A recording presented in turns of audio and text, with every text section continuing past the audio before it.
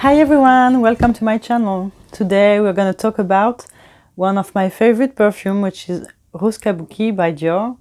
I think this is the first perfume from Dior collection, private collection that I tried, and this was really a good one for me. Just a few words first about the Dior private collection. This is a collection that I do really appreciate, and for different reasons. The main reason I think is that everybody can find something that is attractive for him or her, because there are so many different kind of perfumes in this collection that I think that everybody can find something. And it's quite new because it tends to be, before there were more, let's say maybe more opulent perfumes, which tends to project a lot, to have strong notes, and this is something that tends to change. I know that many people tend to critique that, but I think this is also nice that they open their collection to other people. So maybe this is something that they are doing for their Chinese customers, for example, because they try to attract them. This is also cultural, I think, because Asian people maybe tends to wear lighter fragrances, and I think this is maybe also the case in France, because maybe we used to wear bolder fragrances in the 80s, for example, but recently people tend, I think, to select more designers fragrances because the private collection and niche are corresponding maybe more to an American or to Middle East customers, and they are trying to develop a bit more their range. So I'm okay with that, as long as they are still doing some good perfumes. So I think they started with the like an Oriental collection, not in the sense Middle East, but in the sense Asian maybe collection, with Sakura, that is about, of course, Sakura, the cherry blossom note, but this is something that impressed me less than this one. This one, Rose Kabuki, apparently was inspired by Japan, and was inspired by Japanese theater. It's about the white faces in this Japanese theater, and I really smelled the Japanese influence in this one.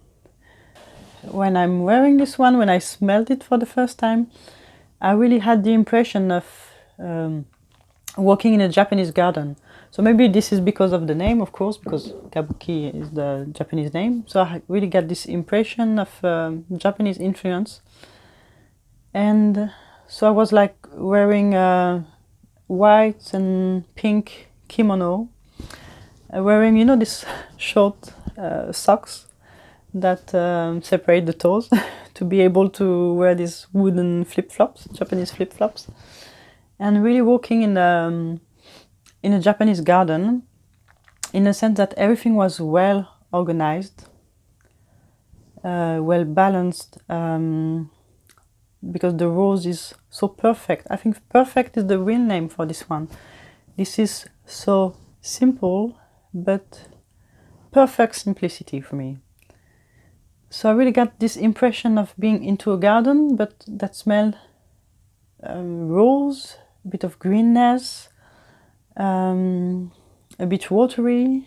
Maybe there was something like this Japanese fountain, and also, you know, these gravels, these with the circles inside in these gravels. So everything really well organized, perfect. For me, this is really perfection. This is the perfect rose, like the perfect powdery, bit musky. Yes, of course, you have musk in the behind, but this is not the kind of musk that I hate. Sometimes musk isn't really not working on my skin because it can be really chemicals on my skin, really chemical. Sorry, and this one is not. It's really helping the rose lasting, but really beautifully.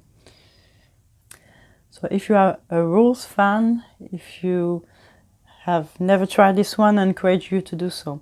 Even if I think that it tends to be more feminine, of course, I think like it is really pure and only rose. It can be easily layered with anything else, like anything stronger, like leather, wood. I love contrast in perfumes, and I think it would be perfect with the beautiful leather fragrance or beautiful wood fragrance. Maybe santal also, but this is really a nice one to try, and for me this is a nice one to have.